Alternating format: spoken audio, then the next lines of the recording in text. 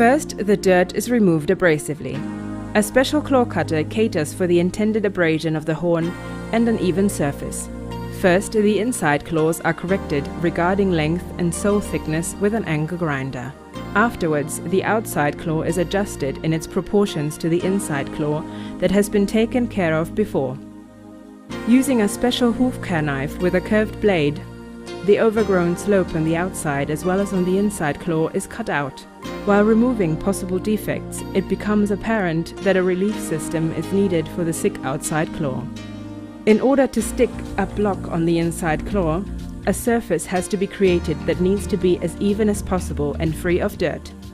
The block has to fit the respective animal regarding its size. This one is too small for the cow. When it is held succinctly with the tip of the claw, it ends even before the ball. In order to make optimal use of the eventual foot surface on the relief system, the block has to, as you can see well here, cover the ball. In order to protect the cutout defect, a claw bandage needs to be applied. The lesion on the outside claw is being protected by a self-adhesive bandage so that no dirt will intrude. The dressing is stabilized by the coiling around the fetlock and cannot slip off later. Pressing on softly prevents an unwanted peeling away of the bandage end. In order to apply the two-component glue, a cartridge gun is needed. In the cardboard packing box is a manual,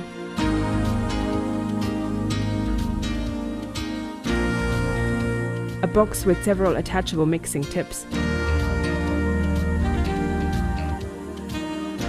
a chambered cartridge with the Technovit 2-bond glue as well as various wooden logs.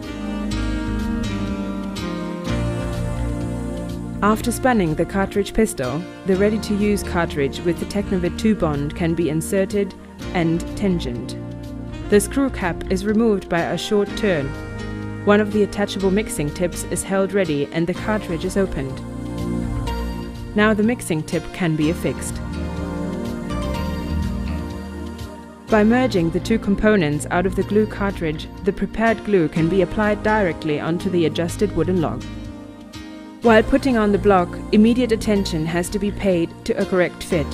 The glue hardens quickly so that the block only has to be softly pressed on for a little while. The relief for the sick claw can be seen well. The block has been applied succinctly with the top of the claw as well as it wavers above the soft ball horn. The considerable load on the treated claw shows the durability as well as the safety of the adhesive connection between the claw horn and the applied block.